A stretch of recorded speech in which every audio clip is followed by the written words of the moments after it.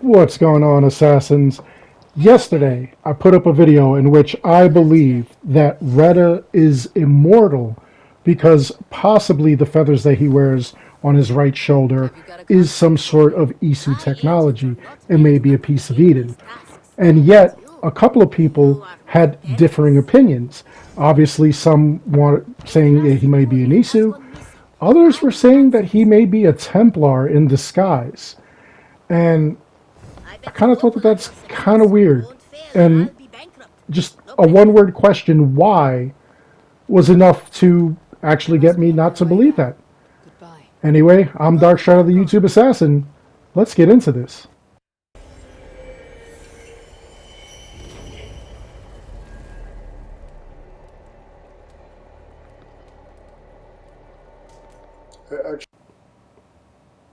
So ever since Reda had come out in Assassin's Creed Origins, I thought he was pretty peculiar, particularly because he never ages. And you could check out the description below. There'll be a link to my video where I'm talking about that because, again, I just thought it was very, very strange. Now, after I did yesterday's video, a couple of you guys hit the comments and said all kinds of things. Somebody believed maybe he is an Isu. Yeah, he could be an Isu. Maybe he has a piece of Eden. Yeah, he definitely, that's what I think, honestly. I think those feathers are a piece of Eden. But somebody had said that there were a couple of people saying he was an anomaly. He was a Templar agent. And right away, I want to let you guys know that the Animus is prepared for anomalies. It will catch anomalies. As you can see in Origins, the gods were actual anomalies. They were not actually supposed to be in the Animus. But for some reason, the Animus took whatever data was there and altered it so that way it became what it was, which was one of these gods. Again, these things were not supposed to exist in the game. Now, Odyssey, we didn't see any more anomalies, but we did in Valhalla. And the way it's explained to us is that these things are pieces of code that are understood a certain way. These things are not supposed to be here, and yet they appear here. So it's up to us to go and seek them out, find them, discover what purpose they have, because they're obviously glitching up the Animus, and it has to be cleaned up. Another one that we saw was way back in Assassin's Creed 2.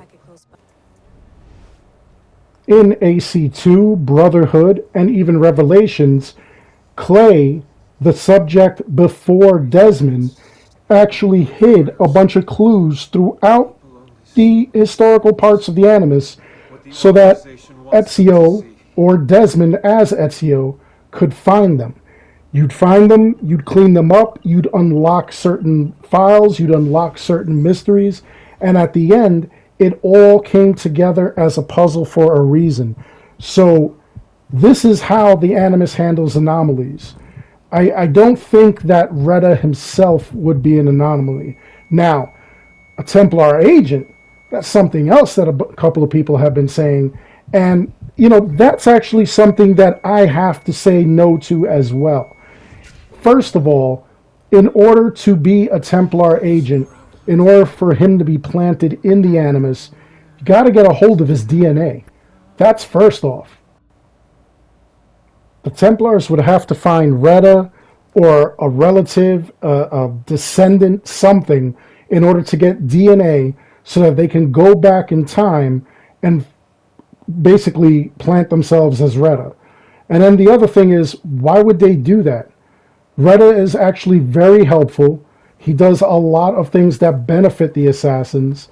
Even if he was there to spy, I don't think that they would have somebody there in order to actually help out the assassins. Even though that's historically what had happened, that's the truth that they're living, I don't think that would be possible. It just doesn't make sense that he would spy on them. It would make sense if he hampered them. If he was back in this time and he was causing problems for the assassins, causing problems for Bayek, causing problems for Eivor, that I could see. But The way that a bunch of you guys had been speaking, it was like he was there purposely, not even to interfere with them, just to keep an eye and report back. We already know that in Assassin's Creed Odyssey, Abstergo had the ability to hack their system, which is what happened in Odyssey. Towards the end, a lot of the stuff that they were doing was already known because Abstergo hacked the system. And then when we see the DLCs, when we see the Fate of Atlantis, we get to see Abstergo actually catch up to them, to the assassins, to Layla in particular, and, just start some trouble there. So, I don't see why they would go through all that trouble of planting somebody in there when they could just easily hack the system. The other thing is, if they were planting Reda there on purpose, first of all, they got to know where in time the assassins are going.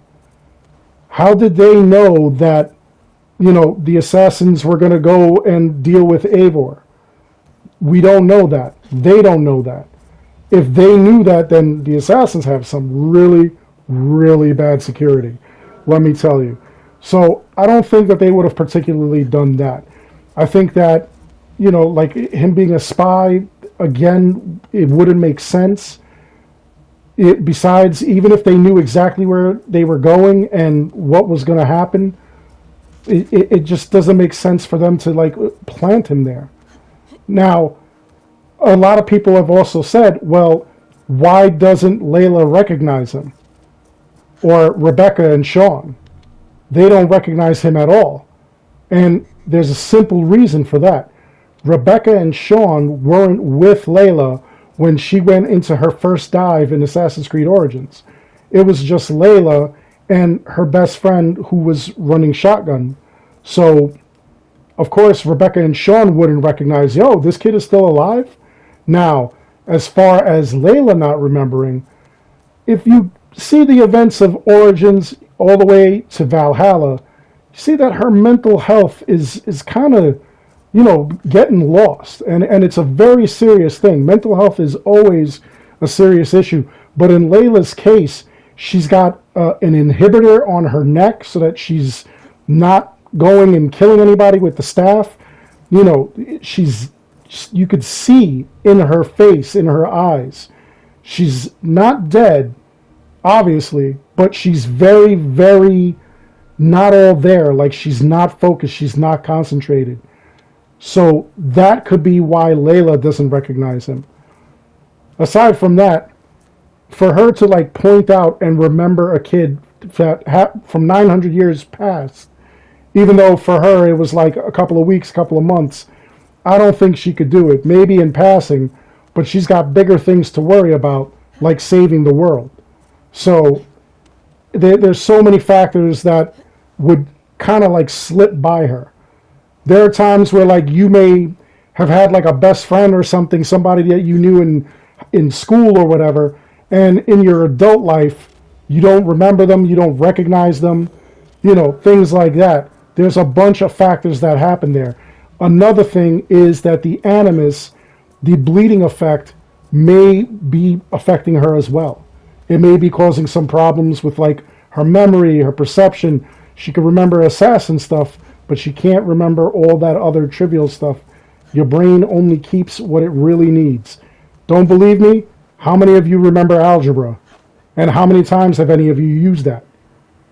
If I give you an algebraic equation right now, could you solve it?